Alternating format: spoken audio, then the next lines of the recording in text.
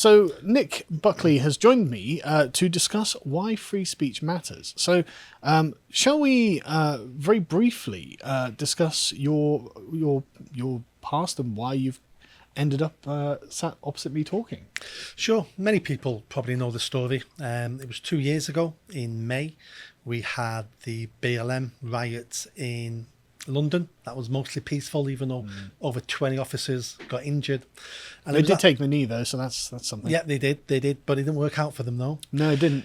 So I decided to write a small article on Black Lives Matter because I didn't know much about them. So I Googled them, found their website, so not a conspiracy theory website, their website, read it and thought, oh, I don't like the sound of any of this. Just before we go on there, was it the part about dissolving the nuclear family? Disrupting the Western nuclear family was the yeah. phrase, which they've now removed Yes. off their website. Because, I mean, it just sounds evil.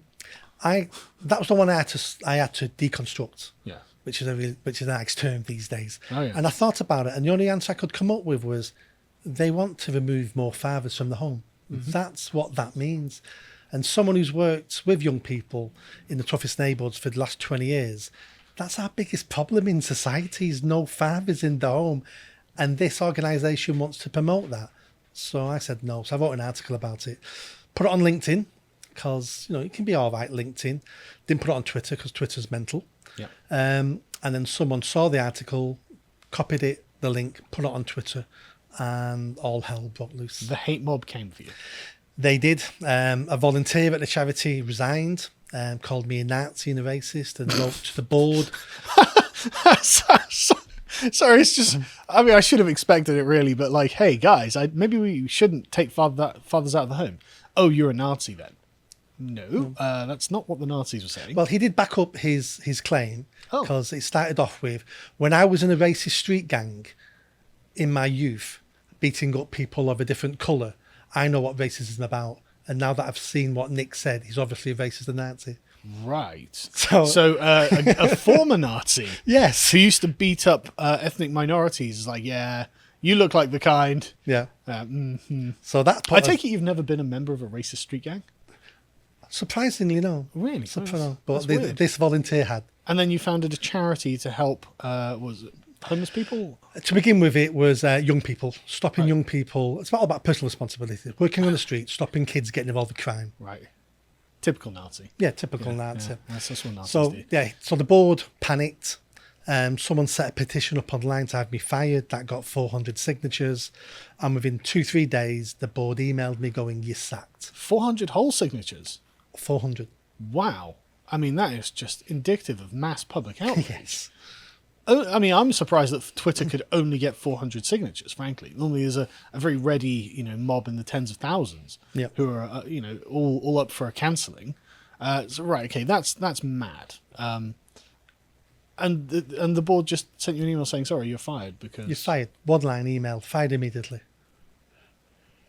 I appointed the board. Three. One was a personal friend for 15 years. The other two have been friends for 10 years through the charity. So they knew me extremely well. Right. So this actually, I think, dovetails nicely with what I wanted to promote on Lotus.com because we doing a lot of work on Lotus.com talking about why these things are happening. And so I wrote this deep think called How Elites Are Captured.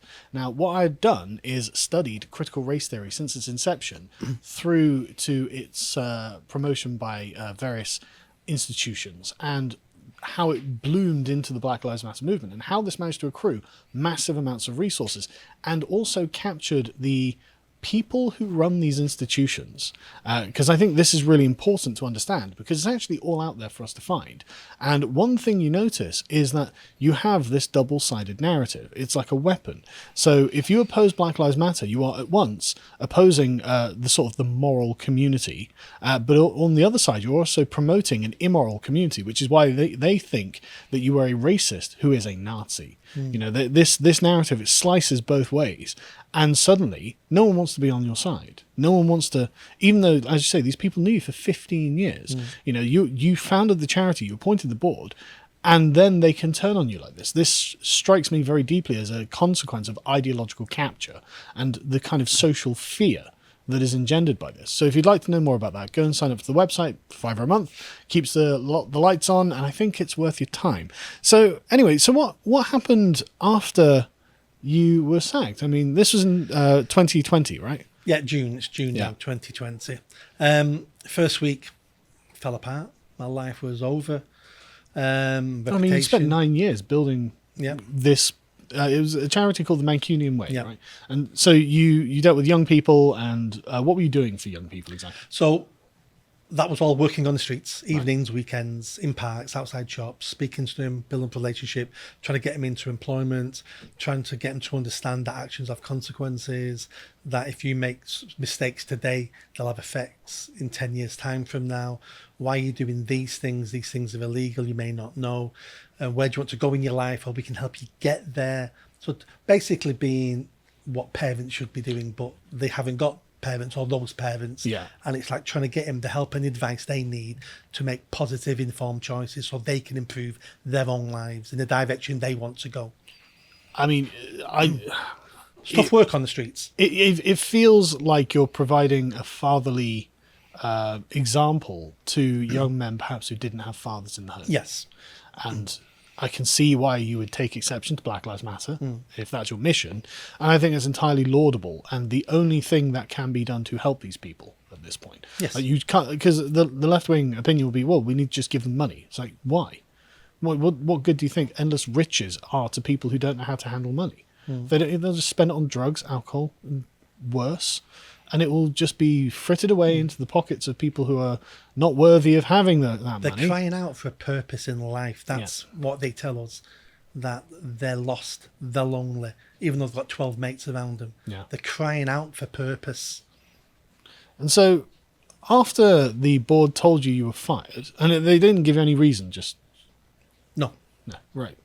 So yeah, tell me about what happened then. So first week I was a mess. Then at the end of the first week, I heard a little voice inside saying, "What are you doing?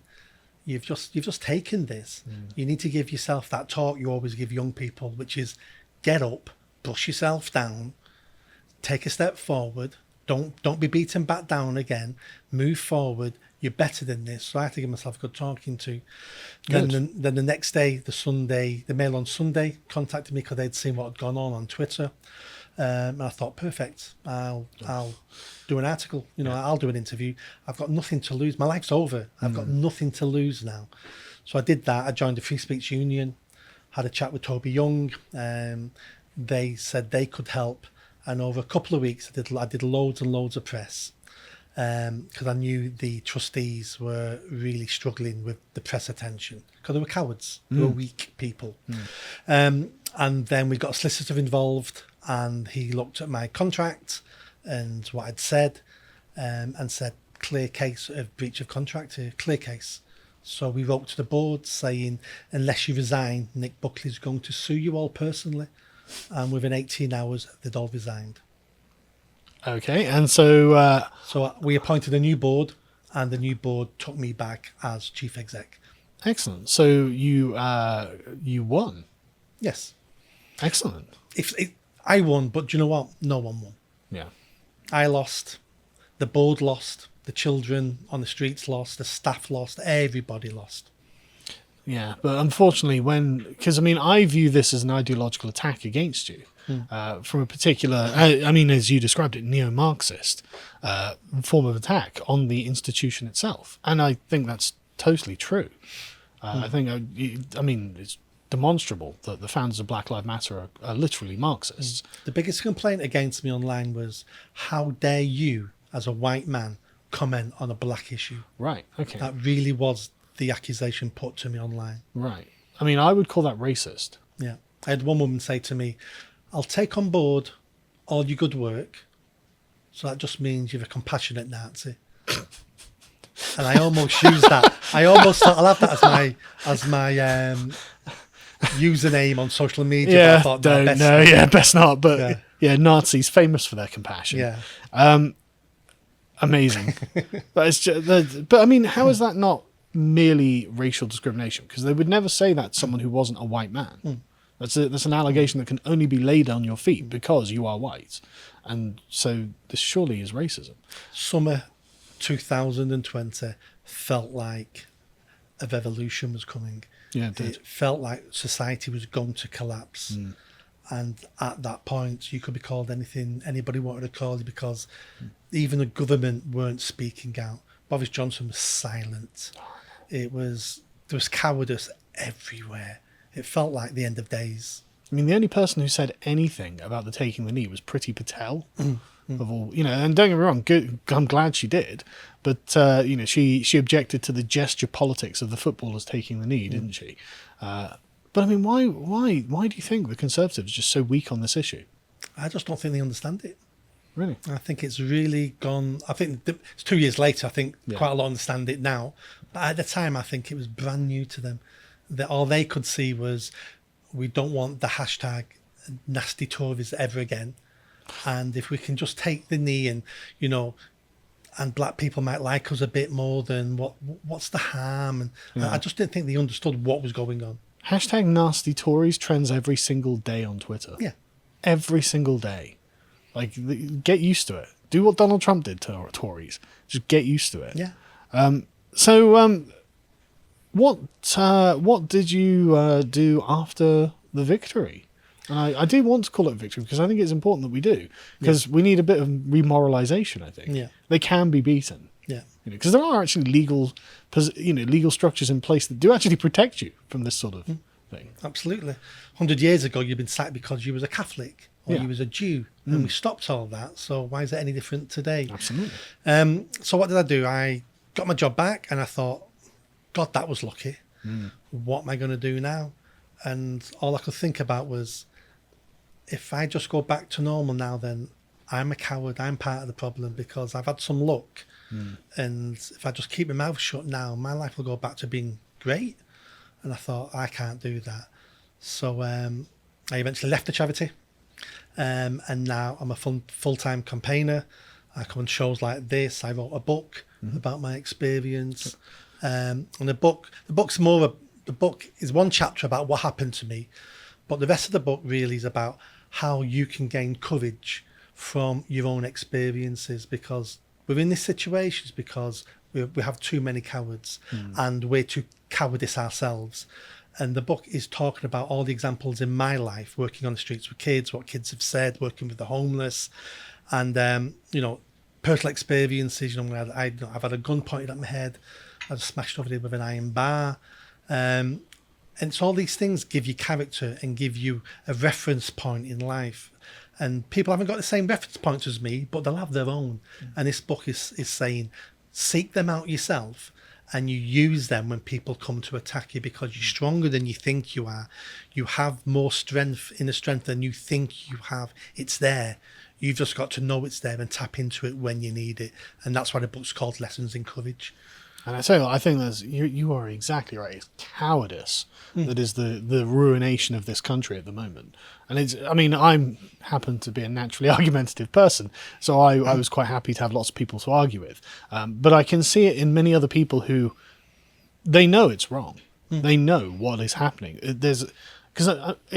I honestly, I liken it to sort of a fish tank where all the fish are just swimming around, and then like a predatory fish is introduced, and it starts attacking all of the other fish, and everyone knows that this predatory fish is there, but no one wants to say anything or no one wants to do anything. It's like, well, that'll just be me. I'll be in the line of fire. It's like, well, okay, but you will be there at some point. If you can't just think that this will eat you last, and okay, great, it eats you last. So we could all actually have the courage of our convictions and do the right thing. It's like that famous saying, I can't remember, I'm sort of paraphrasing now. First they came for the Jews and I said nothing. Then they came for the Christians and I said nothing. And eventually they came for me. There was no one left to say anything. Yeah, it's got to be done. And again, cowardice is the real problem, because almost all of these problems can be solved by simply having the courage to say no. As in, 400 people on Twitter want you fired. No. Almost all of this is merely about moral, just cowardice and the complete collapse of our own ability to stand up for our own position. And one of the chapters in the book is about that. It's about someone on Twitter said, "You're writing this book, great, but can you give us some tips? Just don't tell us your story. Give us some practical tips." So one of the chapters 12 tips. So I've ripped off Jordan Peterson's 12 Rules for Life. The first tip is just what you said. Start using the word no. Don't explain yourself. Yeah. Don't give it, just no. And if they ask why, well, my answer was no. I just don't feel like it. Yeah, I did. It's literally my opinion. The second one is start looking confident, shoulders back, head up. Because if you look confident, people will treat you as confident and more formidable. When you look like a weakling, you're more likely to get bullied. So stop looking like a future victim. And I talk about if you want, I mean, not everyone has the same confidence or the same strength as other people, or they may have more to lose. You know, they've got a job, and if I lose this job, my life falls apart. I've got 4 kids here. I understand that. Yeah. So you can be a ninja, which means you still fight back, but you do it behind the scenes. So it's about sharing something on Facebook. Yeah. It's about saying to your boss, that voluntary white privilege training, I'm not going to attend that, thank you. But when it becomes mandatory, well, you phone in sick that day and lose a day's pay over it. Yeah. Because because if you're in a battle, you've got to take punches and bullets. Yeah. And then when you got told you turn up next week or you're sacked, that's the day you turn up and do the course. So you've made your defence.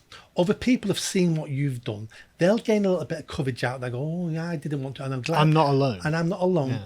And then you might still end up doing it, but at least you fought back as much as you can in your circumstances, because what we don't want is martyrs. Yeah. We don't want people losing their jobs and lives being destroyed over a training course. No, you're absolutely right. Because that won't help anybody. So my phrase now is be a ninja, not a whinger. Do the little bits you can along the way. Such as supporting your favourite podcast. But so you're going to be speaking at the Free Speech Matters event on the 30th of July in Manchester City Centre. We'll make sure that a link to this is in the description. And this looks great. Can you tell me a bit about this? So, yeah, sure.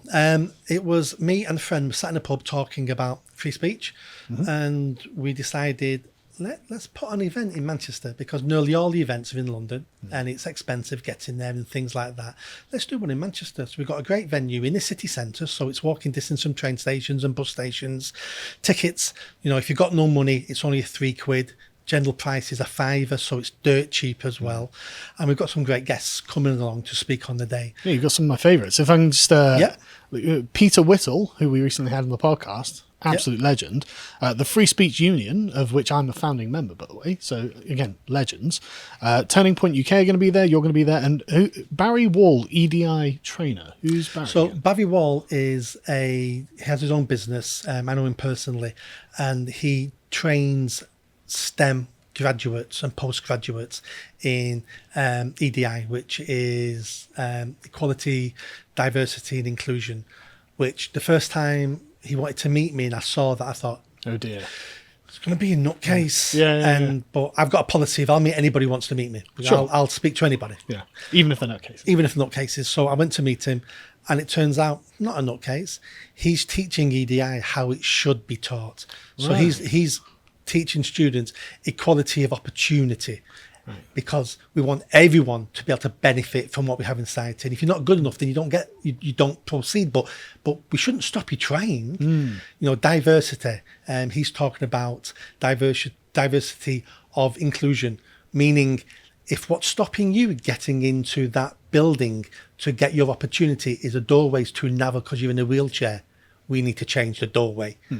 And inclusion is, he talks about inclusion of thought. He goes, we need all the different opinions in the room, because then we can work out which one is the right one or the best one. When you limit that, you take a chance of eliminating the good ones and the best ones. So he's teaching it the way it should be taught. It sounds rather subversive to the left-wing agenda, actually.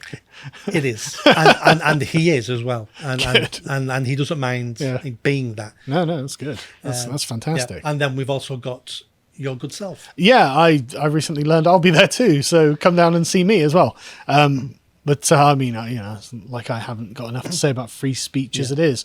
But I'll be there as well, so that'll be a fantastic day out, I think. And what's different about this event is it's not really about topics. So we're not discussing the trans issue, we're not discussing universities, we're not discussing anything. What we're discussing is, what is free speech? Why is it important? on what can we do to protect it. Because until we get that right, there's no point discussing anything else. We need people to understand, because most people don't understand what free speech is and why it's important. So I don't mind if people are on the left, the right, what you believe, if you disagree with me, mostly. Doesn't matter. If you believe in free speech, we want people to come down to understand why it's important for everybody. And I think the Free Speech Union would be very useful here because of the legal side to free speech that is embedded in the law. We just never seem to find the ability to use it. And here's one example of why we need that. Lawrence Fox recently posted that his bank account for the Reclaim Party have decided they're just going to close their account. Just for no particular reason. Just because they don't like Lawrence Fox. And I think he is right that this makes it a rather mirage of democracy. If the Reclaim Party, who I don't see as being objectionable in any way, shape or form, I love Lawrence and Martin, had them both on the podcast, if they can have their bank account just closed for no reason, then we're in a bit of trouble, aren't we? So good luck to Lawrence. Hopefully you can take legal action about this. But this is the country we live in at the moment. This is scary. This is something 10 years ago we'd have been saying, look what's happening in China. It would be unthinkable. Yes. That this would happen and in this now, country. You know, you can be denied your bank account. What's next? You know, you're denied access to NHS. You're denied access to this. You're not allowed a debit card anymore. What prevents it? Yeah. You're not allowed the internet at your home because of what you tweet. It's like, BT could just turn off your internet. Where does this stop? Yeah. And you are right. 10 years ago, we'd been like, that would only happen in China because they're a communist country. You know, they're evil. But no, this is what our country is like now, which is honestly why I wrote that deep think, because it was just obvious how this had happened. If you appreciated that segment from the podcast, The Lotus Eaters, you can go to lotuseaters.com to get access to all the premium content we have on the site, such as the Contemplation series, this one on What Makes Good Art Part 3. If you want to follow what else Josh is putting out, you can follow him on Getter at @Josh_firm on Getter. Thank you and goodbye.